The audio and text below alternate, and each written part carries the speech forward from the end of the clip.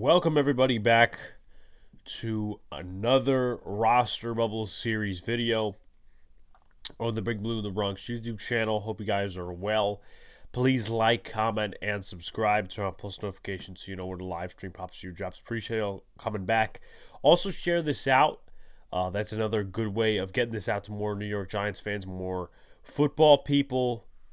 And also, we could reach milestones faster on this channel and just get places faster thanks to you guys. So, third roster bubble video, third roster bubble candidate. This one is going to be another Williams, but it's not Rodarius Williams because we did him already. It's Jarren Williams. Defensive back, was an undrafted free agent out of Albany in 2020. So let's go over his background, then we'll go over competition, how he can win and how he can lose, and the projection at the end. Obviously, these videos take about 5 to 10 minutes long. If I have more detail on the players, much longer. So Jarren Williams is a guy that we really didn't know about last year, or I should say know about in terms of what he is on the field. Was mainly a special teamer in 2020, made only one tackle, and in terms of defensive snaps, he did not play any in 2020, but played 35% of the special team snaps. Sometimes was activated off of the practice squad and stuff like that. He played in training camp, but we really couldn't see anything because A, there was no preseason, and B, it was just the media telling us stuff. And, we really couldn't pick out, is Jarren Williams good? Is he bad? What's the story with him? So obviously we just got a glimpse of special teams in 2020 if you're a special teams person. 2021 comes along and he gets a increased role because of the injuries at cornerback, especially down towards the end of the season. So where Jackson goes down, Aaron Robinson went down for a few games because of COVID. There's a lot of different things that happened there. So Jarren Williams saw an increased role. And I thought he played really well. And statistically, it also says that he played really well. So he played in 6 games last year. He started 2 of them, had 1 pass deflection, 18 tackles in total, and in coverage, once again, pretty good. He allowed 8 completions on 21 targets, a 38.1% completion percentage, 53 yards, 6.6 yards per completion, 2.5 yards per target, and a 46.3 passer rating. I think the one thing that Pro Football Reference messed up on is the fact that they say he didn't give up a touchdown. I believe he did, though. I think it was against the Los Angeles Chargers. He was one of the slot corners. But overall, he didn't play bad defense. He actually played really well. Now, was he the lockdown all-pro corner? No, he was not. But for an undrafted free agent who didn't see a lot of time in 2020 and the beginning of 2021, he played really well and could mean something to this defense. If he actually plays well in man coverage and does all the stuff we'll talk about in a little bit. In terms of defensive snaps, he actually played more defensive snaps than he did special team snaps. So he played 69 snaps on special teams, which was about 44%, and then 49% of defensive snaps. So once again, that's going down the stretch where Adoree Jackson was missing, Aaron Robinson was missing. Darnay Holmes, once again, a lot of people forget, he had that rib injury after the interception and went on IR. So let's go over his competition. He's got a lot of competition. We'll explain why in just a second. He's got Rodarius Williams to compete against, Zion Gilbert, Darren Evans, Khalil Dorsey, Maurice Kennedy, Michael Jacquet, Trenton Thompson, Henry Black, and Yusuf Corker. Alex, why have you included safeties? Because he played safety in minicamp. Possible versatile player. He played safety in minicamp and OTAs. I know that there was a couple of players on the side and they had to make do of what they had. But if Don Martindale feels comfortable with putting him at safety, how is that a bad thing for the New York Giants? If anything, it's a good thing because he has experience. There's some guys we really don't know about the safety position. I mean, Dane Belton's a lock, but he's never played an NFL snap, and I'm really suspicious about him, to be honest with you, in this defense and just the ceiling that he has as New York Giant, but that's already been discussed. Also, you got guys like Yusuf Corker and Trenton Thompson coming in as undrafted free agents.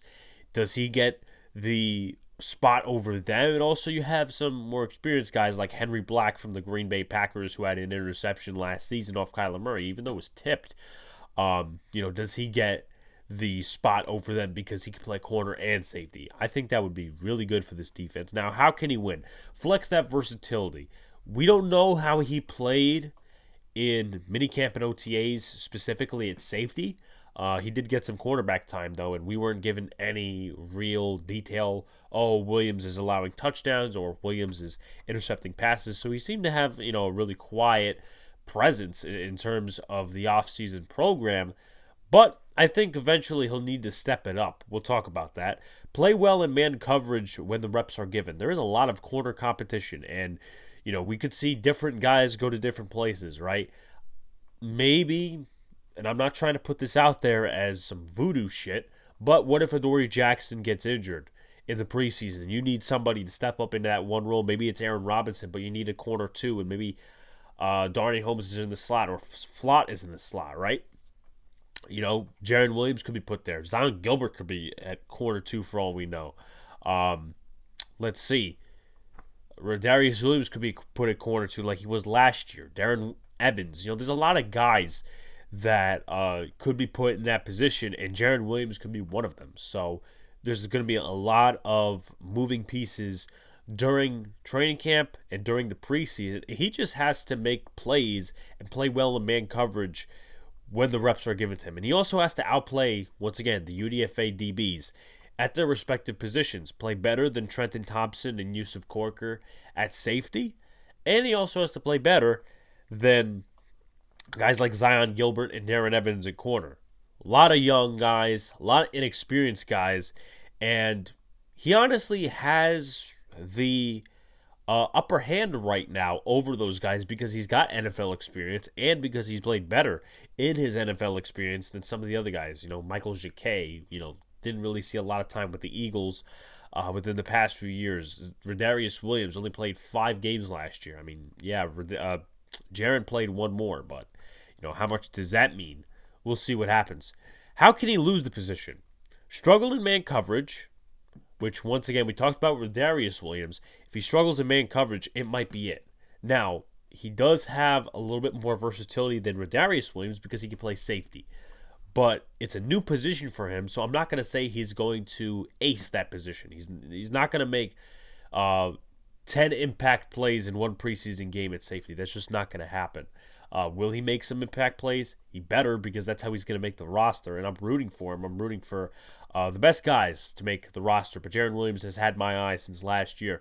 And some other things, how can he lose? Get injured.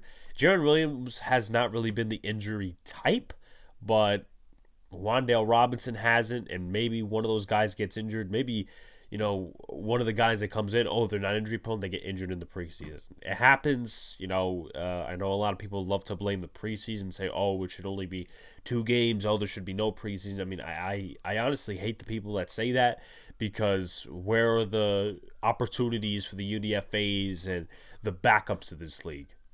There's not going to be an opportunity. Anyway, so struggle in man coverage. If he struggles in man coverage, that's how he could probably work his way to lose the position. Not transition well to safety. I mean, I know Curtis Riley in 2018 when the Giants moved him to safety, it seemed like he was good or decent, and then the regular season he shit the bed. So he has to make the transition to safety as smooth as possible, at least for right now, because that's how, once again, you're going to go on this roster. Versatility, flexibility at 2 different types of DB positions, and he just needs to stay healthy as well. He just needs to stay healthy, and my prediction, I think he makes the 53-man roster. I think he's that good. You definitely need experience and players that are good at their position. He could possibly outmuscle guys like Maurice Kennedy and Michael Jacquet, guys who have a little bit more experience, but Jarren Williams has upside. Is he going to be the next Darrelle Revis? No. But can he be somebody that is versatile in your defense and could fit what Wink wants to do? You play safety some snaps. You play corner some snaps. That's something maybe Wink wants to do. I would definitely welcome that, because I'm rooting for Jarren Williams. I am rooting for him to make this roster because I've had my eye on him since last year, and he was one of the guys that stuck out, to me at least, when the ship was sinking. So that's it for this video. If you haven't already, like, comment, and subscribe. Turn on post notifications so you know when a live stream pops or drops. Appreciate y'all coming back. Share this out as well. Be tuned in for some of our live streams. I know the schedule has been A little mixed up this week. Boys in Big Apple on a Wednesday, and the NBA streams and stuff like that. Next week, I'm planning to put out more roster bubble videos, but likely no live streams until Thursday. Probably because I will be in Atlantic City. So, I'll update you guys on Twitter. And I wish I had community notes, but I don't think that comes to like 500 subscribers or 600 subscribers. Maybe I'm wrong. But peace out, guys. See you later. Stay cool. Hope you enjoyed the video.